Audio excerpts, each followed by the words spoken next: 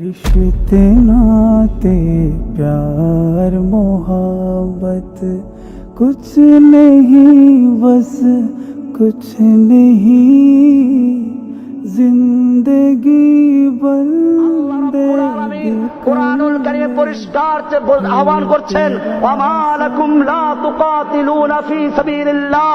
এ মুসলিম যুবকেরা, তোমাদের কি হয়েছে? লা তুকাতিলুনা ফি সাবিলিল্লাহ, তোমরা আল্লাহর রাস্তায় লড়াই করছো না, যুদ্ধ করছো না। ওয়াল মুস্তাদআফিনা মিনার রিজালি ওয়ান নিসা ওয়াল বিলদান, অথচ অসহায় বুড়া মানুষেরা, শিশুরা, নারীরা ফরিয়াদ করে বলছে রব্বানা রব্বানা আখরিজনা মিন হাযিহিল ক্বরিয়াতি যালিমা আহলুহা, হে আমাদের রব, আমাদেরকে জালিম অধ্যুষিত জনপদ থেকে রক্ষা করো। ওয়াজআল লানা মিন লাদুনকা ওয়ালিয়া, আমাদের জন্য তুমি তোমার পক্ষ থেকে ওলি নেতা পাঠাও। ওয়াজআল লানা মিন লাদুনকা নাসীরা, তুমি আমাদের জন্য তোমার পক্ষ থেকে সাহায্যকারী পাঠাও। ও আমার ভাইয়েরা, আল্লাহ তাআলা আহ্বান করছেন, কেন তোমরা লড়াই করছো না, যুদ্ধ করছো না? অথচ আফগানিস্তান থেকে, কাশ্মীর থেকে, আরাকান থেকে, ফিলিস্তিন থেকে, ইরাক থেকে, চতুর্দিক থেকে অসহায় শিশু, নারীরা ফরিয়াদ করছে, আল্লাহ আমাদেরকে বাঁচাবার জন্য, জালিমদের থেকে রক্ষা করার জন্য আমাদেরকে নেতা পাঠাও, আমাদেরকে সাহায্যকারী পাঠাও। সেই সাহায্যকারী হবে কারা? তোমাদের কি হতে হবে?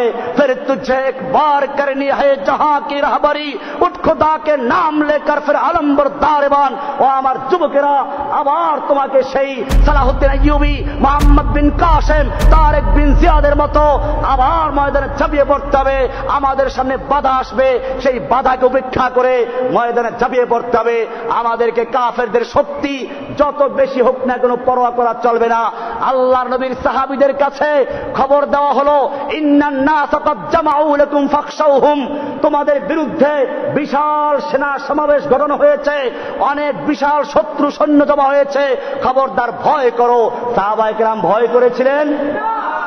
আমাদের সামনেও যত বড় শক্তি থাকুক না কেন, আজকে আমেরিকার বিশাল শক্তি, হিন্দুদের বিশাল শক্তি কাশ্মীরি মুসলমানদের হত্যা করছে, আমরা কিছুই বলছি না। আমাদের ক্ষমতা কি? আল্লাহ তাআলা বলেছেন, কাম মিন ফিয়াতিন কালিলাতিন গালাবাত ফিয়াতান কাসীরাতাম বিইজনিল্লাহ, কত ক্ষুদ্র ক্ষুদ্র বাহিনী বিশাল বিশাল বাহিনীর বিরুদ্ধে বিজয় লাভ করেছে। কার হুকুমে? কার সাহায্যে? কারণ মুমিনদের মাওলা কে? আল্লাহ তাআলা বলছেন, যালিকা বিআন্নাল্লাহা মাওলাল্লাযীনা আমানু ওয়া আন্নাল কাফিরিনা লা মাওলা লাহুম, মুমিনদের মাওলা হচ্ছেন আল্লাহ, কাফিরদের কোনো মাওলা নাই। বুশের কোনো মাওলা নাই, ওবামার কোনো মাওলা নাই, হিন্দুর কোনো মাওলা নাই, খ্রিস্টানদের মাওলা নাই, ওদের কোনো মাওলা নাই। মুমিনদের মাওলা কে? যালিকা বিআন্নাল্লাহা মাওলাল্লাযীনা আমানু ওয়া আন্নাল কাফিরিনা লা মাওলা লাহুম, ওদের কোনো মাওলা নেই। আমার ভাইয়েরা, মনে রাখতে হবে, আজকে আমাদের সামনে যে কাফেরদের এত বড় আস্পর্ধা কি জন্য? আমরা চিন্তা করি, অনেকে বলে ঈমানকে মজবুত করে তারপরে মোকাবেলা করতে হবে। আমি জিজ্ঞেস করতে চাই, নামাজ পড়ার জন্য ঈমানের প্রয়োজন আছে কিনা? রোজা রাখার জন্য ঈমানের প্রয়োজন আছে কিনা? আল্লাহ তাআলা নামাজীদেরকে বলেছেন, ইয়া আইয়ুহাল্লাযীনা আমানু, ঈমানদারদের জন্য বলেছেন নামাজ কায়েম করার জন্য, ঈমানদারদেরকে বলেছেন রোজা রাখার জন্য, ঈমানদারদেরকে বলেছেন হজ করার জন্য। যেই ঈমান নিয়ে নামাজ পড়া যায়, যেই পরিমাণ ঈমান দিয়ে রোজা রাখা যায়, যেই পরিমাণ ঈমান দিয়ে হজ করা যায়, সেই পরিমাণ ঈমান হলেই আল্লাহর রাস্তায় জিহাদ করাও যায়।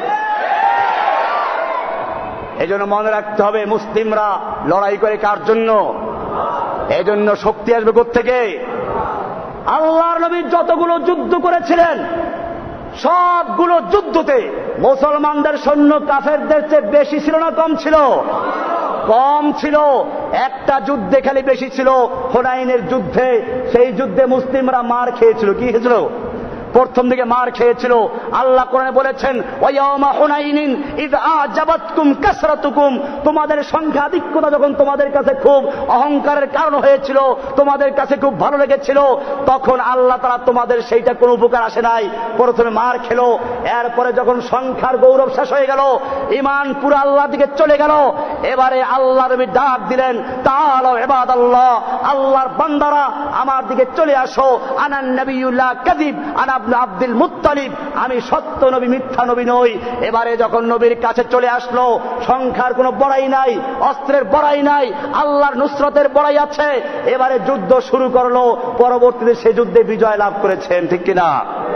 আল্লাহ সুবহানাহু ওয়া তাআলা কোরআনুল কারীমে আরো বলেছেন সূরা তাওবার 29 নম্বর আয়াতে, কাতিলুল লাযীনা লা ইউমিনুনা বিল্লাহি ওয়ালা বিল ইয়াউমিল আখির, তোমরা লড়াই করো, যুদ্ধ করো ওই সমস্ত লোকদের বিরুদ্ধে যারা আল্লাহর উপর ঈমান রাখে না, ওয়ালা বিল ইয়াউমিল আখিরে, ইয়াউমুল আখিরে ঈমান রাখে না, পরকালে বিশ্বাস করে না, ওয়ালা ইউহাররিমুনা মা হারামাল্লাহু ওয়া রাসূলুহু, এবং আল্লাহ এবং আল্লাহর রাসূল যা হারাম করেছেন সেইগুলোকে যারা হারাম বিশ্বাস করে না, ওয়ালা ইয়াদিনুনা দীনাল হককে, যারা আল্লাহর দ্বীনে হককে দ্বীনে হক বলে বিশ্বাস করে না, আল্লাহর দেওয়া জীবন ব্যবস্থাকে যারা জীবন ব্যবস্থা হিসেবে মানে না, তারা গণতন্ত্র, সমাজতন্ত্র, রাজতন্ত্র আর বিভিন্ন ধর্মের দিকে ঝুঁকে যায়, আল্লাহর দেওয়া দ্বীনে হককে দ্বীনে হক বলে বিশ্বাস করে না, তোমরা ওদের বিরুদ্ধে লড়াই করতে থাকো। সূরা তাওবার 29 নম্বর আয়াত। এমনি ভাবে আল্লাহ সুবহানাহু ওয়া তাআলা কোরআনুল কারীমের সূরা হজের 39 নম্বরে বলছেন, উযিনাল্লাযীনা ইউকাতালুনা বিআন্নাহুম যুলিমু ওয়া ইন্নাল্লাহা আলা নাসরিহিম লাকাদির, নিশ্চয়ই যাদের বিরুদ্ধে লড়াই করা হচ্ছে, যাদের বাড়িঘর ভেঙে দেওয়া হচ্ছে, যাদের শিশুদেরকে হত্যা করা হচ্ছে, তাদের জন্য লড়াই করার অনুমতি দেওয়া হয়েছে, কারণ তাদের উপর অত্যাচার করা হয়েছে, জুলুম করা হয়েছে। আল্লাহ তাআলা তারপরে বলছেন, ওয়া ইন্নাল্লাহা আলা নাসরিহিম লাকাদির, নিশ্চয় আল্লাহ তাআলা তাদেরকে সাহায্য করার জন্য ক্ষমতা রাখেন, আল্লাহ তাআলা তাদের সাহায্য করবেন।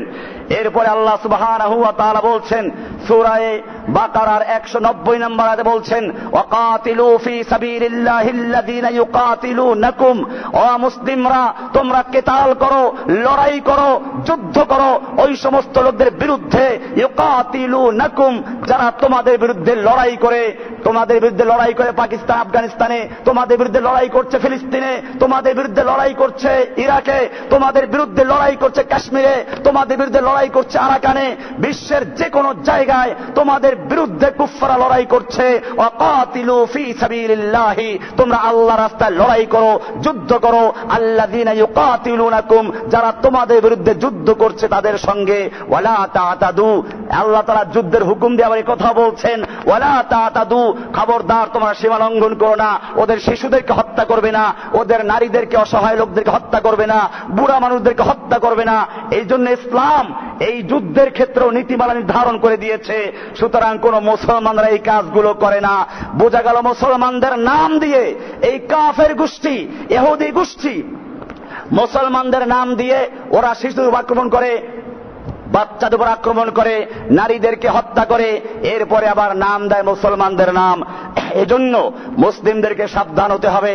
আল্লাহ সুবহানাহু ওয়া তাআলা এখানে বলে দিয়েছেন, ওয়ালা তাতাদু, সুতরাং কোন মুসলিম এরকম কাজ করতে পারে না। এরপরে আল্লাহ তাআলা বলছেন, ইনফিরু খিফাফান ওয়া সিকালা ওয়া জাহিদু বিআমওয়ালিকুম ওয়া আনফুসিকুম ফি সাবিলিল্লাহি। সূরা তাওবার 41 নম্বর আয়াতে আল্লাহ বলছেন, ইনফিরু খিফাফান ওয়া সিকালা, তুমি হালকা হও, ভারী হও, বের হয়ে পড়ো, আল্লাহর রাস্তায় যুদ্ধ করার জন্য বেরিয়ে যাও। ওয়া জাহিদু বিআমওয়ালিকুম ওয়া আনফুসিকুম, তোমরা আল্লাহর রাস্তায় জান এবং মাল দিয়ে লড়াই করো। যালিকুম খায়রুল লাকুম, এটাই তোমাদের জন্য উত্তম। ইন কুনতুম তা'লামুন, যদি তোমরা বুঝো। এখানে বলা হয়েছে ইনফিরু খিফাফান ওয়া সিকালা, খিফাফান হালকা হও, সিকালান ভারী হও। খিফাফান তুমি যুবক হও, সিকালান তুমি বুড়া হও। খিফাফান অস্ত্র থাকুক, সিকালান অস্ত্র না থাকুক, তুমি যে অবস্থায় থাকো, তোমার সৈন্য কম থাকুক, ওদের সৈন্য বেশি থাকুক, যে অবস্থায় তুমি থাকো, ইনফিরু খিফাফান ওয়া সিকালা, আল্লাহর রাস্তায় তোমরা বেরিয়ে পড়ো, হালকা হও, ভারী হও, সর্বাবস্থায় আল্লাহর রাস্তায় লড়াই করার জন্য বের হয়ে পড়ো। ভাইরা আমার, এরপরে আল্লাহ তাআলা বলছেন, আমাদেরকে ধিক্কার দিচ্ছেন, ইয়া আইয়ুহাল্লাযীনা আমানু মা লাকুম ইযা ক্বিলা লাকুম ইনফিরু ফি সাবিলিল্লাহি ইসসাকালতুম ইলাল আরদে, হে ঈমানদারগণ, তোমাদের কি হয়েছে? তোমাদেরকে যখন বলা হয় আল্লাহর রাস্তায় যুদ্ধ করার জন্য বের হও, ইসসাকালতুম ইলাল আরদে, তোমরা জমিনের সাথে একেবারে জড়িয়ে ধরো, আঁকড়ে ধরো, উপর হয়ে জমিনকে ভালো করে ধরো, যেন কেউ টেনে হেঁচড়েও যুদ্ধের ময়দানে নিতে না পারে। ইসসাকালতুম ইলাল আরদে আরাদিতুম বিল মাতাউল হায়াতিদ দুনিয়া মিনাল আখিরাতে, তোমরা কি আখিরাতের পরিবর্তে দুনিয়ার জীবনটা নিয়ে সন্তুষ্ট হয়ে গেলে? ফামা মাতাউল হায়াতিদ দুনিয়া ফিল আখিরাতি ইল্লা কালিল, জেনে রাখো আখিরাতের তুলনায় দুনিয়ার জীবন সামান্য কিছু ছাড়া কিছুই নয়।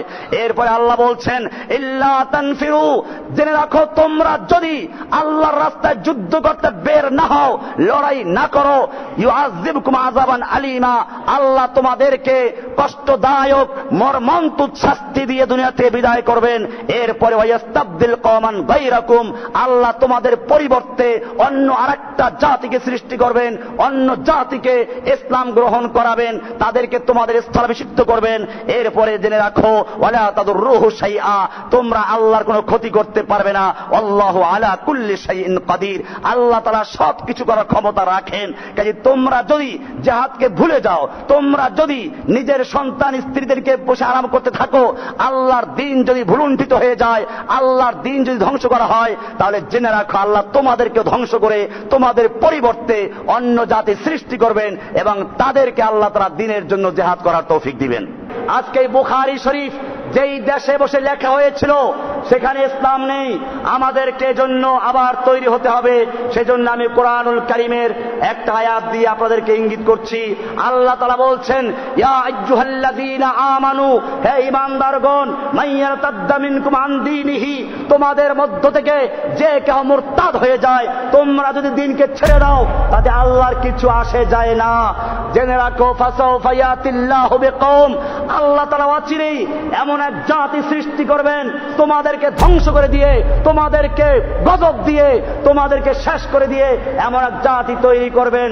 ইয়াতিল্লাহু বিকওম ইউহিব্বুহুম ওয়া ইউহিব্বুনাহু, যাদেরকে আল্লাহ নিজে ভালোবাসবেন আর তারাও আল্লাহকে ভালোবাসবে। আজিল্লাতিন আলাল মুমিনিন, যারা মুমিনদের প্রতি হবে বিনয়ী। আইজ্জাতিন আলাল কাফিরিন, কাফেরদের প্রতি কঠোর। ইউজাহিদুনা ফি সাবিলিল্লাহ, এমন লোকদেরকে তৈরি করবেন যারা আল্লাহর রাস্তায় লড়াই করবে। ওয়ালা ইয়াখাফুনা লাওমাতা লাইম, তারা কোন তিরস্কারকারী, কোন নিন্দুকের নিন্দা, কে নিন্দা করলো, কে সন্ত্রাসী বললো, কে জঙ্গিবাদী বললো, তার পরোয়া করবে না। তারা আল্লাহর রাস্তায় লড়াই চালিয়ে যাবে। আমার ভাইয়েরা, আল্লাহ সুবহানাহু ওয়া তাআলা আমাদেরকে আহ্বান করেছেন, আমরা সে আহ্বানে সাড়া দিতে তৈরি আছি ইনশাআল্লাহ। আমাদের মনে রাখতে হবে এই জমিনে আবার যদি আমরা সোচ্চার হতে পারি, 3 লক্ষ মসজিদ রয়েছে, যেখানে হাজার হাজার লক্ষ লক্ষ মাদ্রাসা রয়েছে, এই সব আলেমরা, সব ইমামরা যদি একটা দাবি নিয়ে আমরা মাঠে নামতে পারি, এই দেশ মুসলিমদের দেশ, এখানে কোরআনের বিধান চলবে, রাসূলের সুন্নাত থাকবে, এই দেশে মূর্তি থাকবে না, মাজার থাকবে না, এই দেশের রাস্তার মোড়ে মোড়ে, স্কুলের মোড়ে মোড়ে মূর্তি চলতে পারে না, তাহলে দূর করা সম্ভব কিনা? আল্লাহ সুবহানাহু ওয়া তাআলা আমাদের সকলকে বিষয়গুলোকে বুঝার এবং আমল করার তৌফিক দান করুন। আসসালামু আলাইকুম ওয়া রাহমাতুল্লাহি ওয়া বারাকাতুহু।